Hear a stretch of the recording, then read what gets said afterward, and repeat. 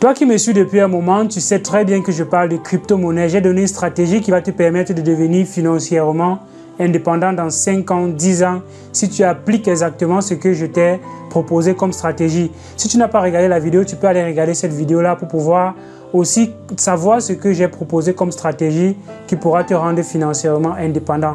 Donc, je parle de crypto-monnaie une fois de plus dans cette vidéo.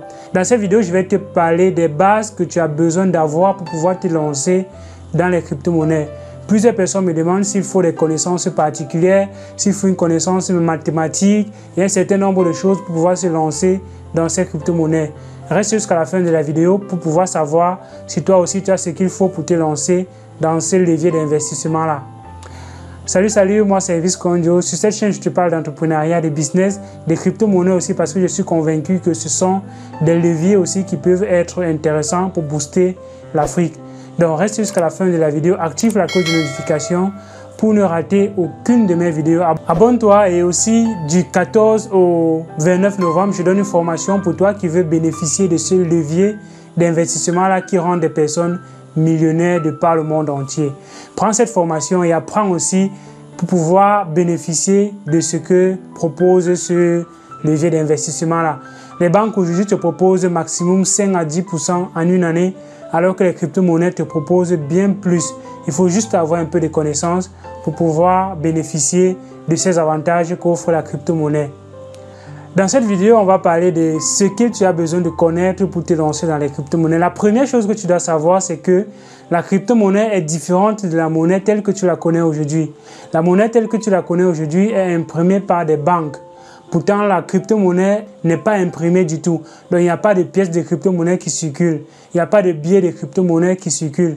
Mais plutôt, ce sont des chiffres qui sont qui sont dans des ordinateurs et qui peuvent être transmis d'un compte à un autre, d'une personne à une autre. Donc, c'est comme les comptes bancaires. C'est comme quand tu vas dans une banque et tu ouvres un compte.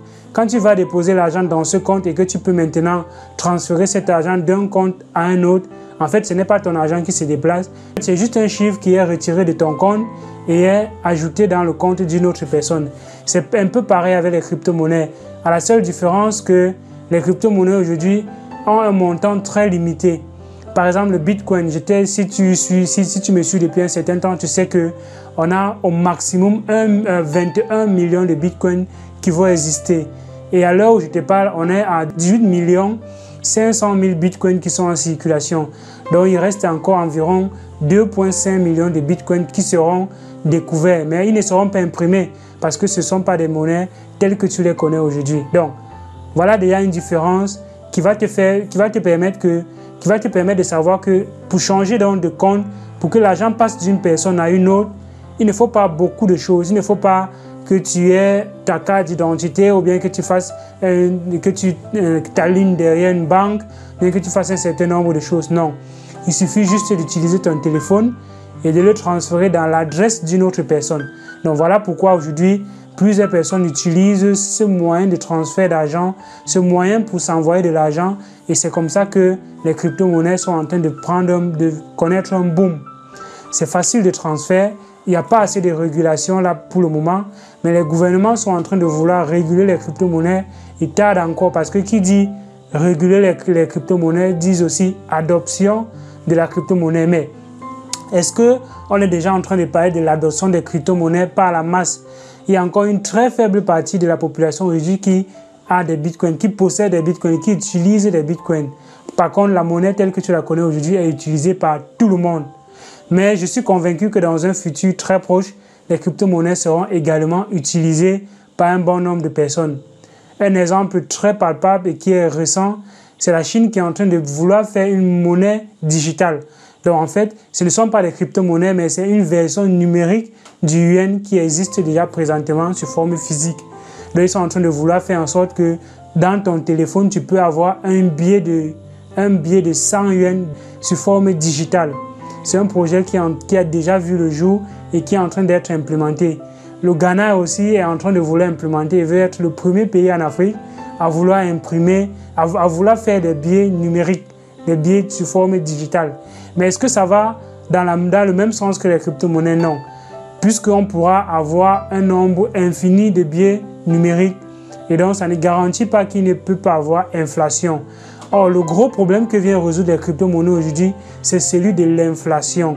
Puisque la monnaie peut être imprimée par les gouvernements facilement, il est donc possible de manipuler le marché, il est donc possible de faire en sorte que l'économie chute. Puisque plus on imprime de l'argent, plus l'argent perd de la valeur. Voilà pourquoi les crypto-monnaies, à mon sens, ont un fort potentiel et peuvent à la longue remplacer les monnaies telles que tu la connais aujourd'hui. La deuxième chose que tu dois savoir, c'est qu'il y a deux profils dans les crypto-monnaies. Il y a ceux qui tradent et ceux qui investissent. L'investisseur, c'est celui qui achète les crypto-monnaies aujourd'hui et attend que la valeur augmente. Donc, c'est un peu comme si tu achètes un terrain aujourd'hui et tu es sûr que dans 5 ans, le terrain aura pris de la valeur. Donc, il y a ceux qui achètent des monnaies aujourd'hui en sachant et en espérant que ces monnaies-là vont prendre de la valeur avec le temps. C'est ce qu'on appelle de l'investissement. Une fois qu'ils ont acheté, ils ne sont pas là pour regarder chaque jour si ça monte, si ça descend ou si ça fait un certain nombre de choses. Non, ils achètent et ils attendent que l'année ou bien ils attendent quand ils veulent vendre pour pouvoir vendre et retirer leur investissement. Donc, voilà le premier profil. Le deuxième profil, c'est celui qui achète et qui trade. Donc, il essaye de vendre, de regarder le marché. En fonction du marché, il voit s'il peut vendre et acheter. Dès que la valeur monte, il vend. Dès que la valeur descend, il achète. Donc, il fait du trading. Donc, il fait des swings. Donc, les swings, c'est acheter moins cher et vendre cher. Donc, dans le jargon des crypto-monnaies, on appelle ça un swing. Donc, il y a ceux qui le font et qui ont des bénéfices très considérables. Mais pour avoir des bénéfices considérables, en le faisant, il faut avoir aussi un capital considérable. Donc, si tu as mis 5 000 francs, par exemple, et que tu fais du trading chaque jour, tu peux avoir un bénéfice de 100 francs, 200, qui est déjà pas mal. C'est déjà mieux que ce que te propose la banque, parce que si tu mets 5 000 francs dans une banque aujourd'hui, en un mois, tu n'auras même pas 2 francs ou 3 francs. Mais par contre, dans les crypto-monnaies avec du trading, tu peux avoir 100 francs, 200, 300, 400, 500. Possible même que tu fais le double de ton argent en une journée. Ça dépend de la monnaie dans laquelle tu investis et ça dépend de ta stratégie de trading. Et donc la formation va te permettre aussi d'avoir une stratégie de trading.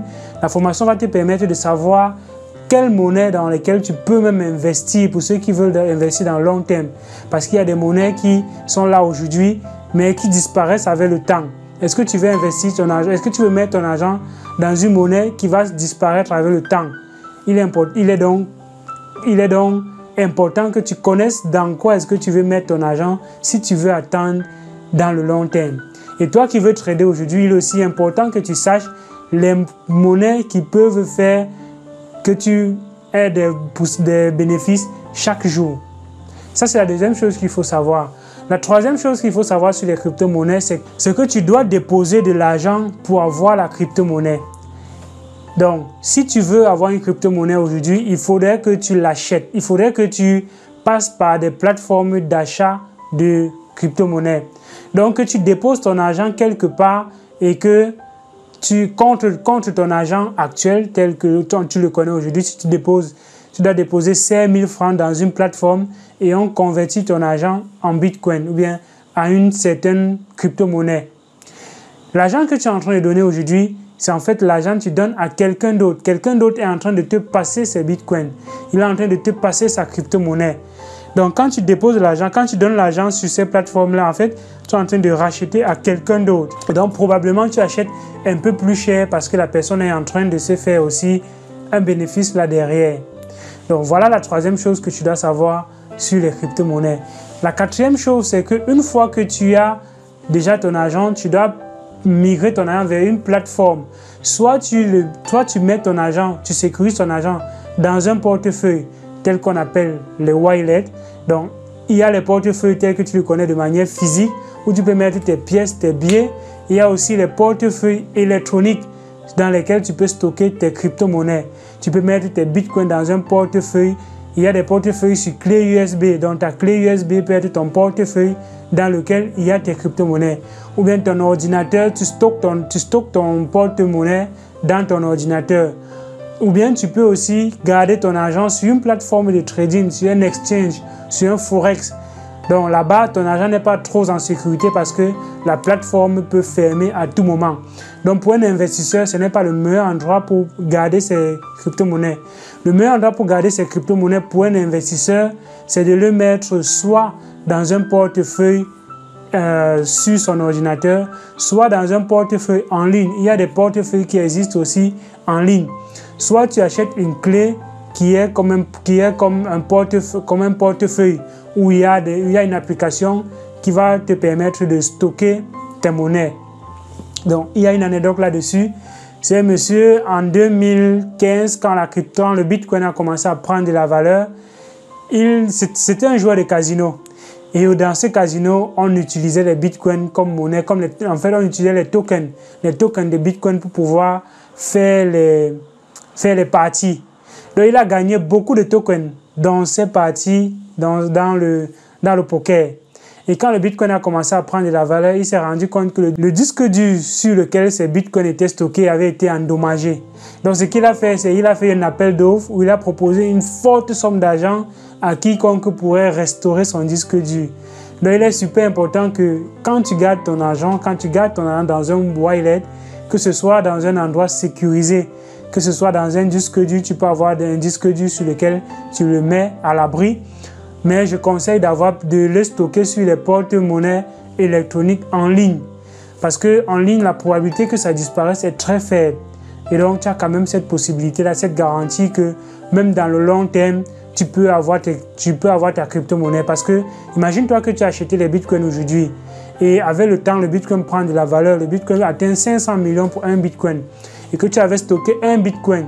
Mais ton ordinateur s'est gâté, ton disque dur est endommagé, donc ton bitcoin a été détruit, comme ce qui s'est passé du côté de la Chine récemment où une entreprise de minage de bitcoin a été frappée par l'inondation et c'est comme ça que les disques ont été endommagés et il y a environ 70 milliards, l'équivalent de 70 milliards en bitcoin qui a été détruit. Donc ça peut t'arriver aussi si tu ne prends pas soin de tes crypto-monnaies. Donc voilà 4 choses fondamentales que tu as besoin de savoir pour pouvoir te lancer dans les crypto-monnaies. Donc pour ce qui est du diplôme, on n'a pas besoin de diplôme particulier pour pouvoir investir dans les crypto-monnaies. Tout ce dont tu as besoin, c'est de la connaissance dans le domaine. Et pour avoir la connaissance dans un domaine, il ne faut pas avoir un diplôme particulier. Tu peux lire là-dessus, tu peux prendre la formation que je vais te donner pour apprendre là-dessus, pour apprendre dans les crypto-monnaies et tu peux aussi faire tes propres recherches en ligne.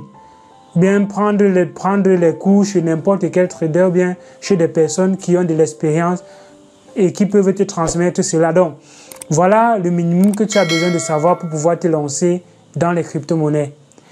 C'était Elvis Kondjo, à une prochaine vidéo et ciao ciao.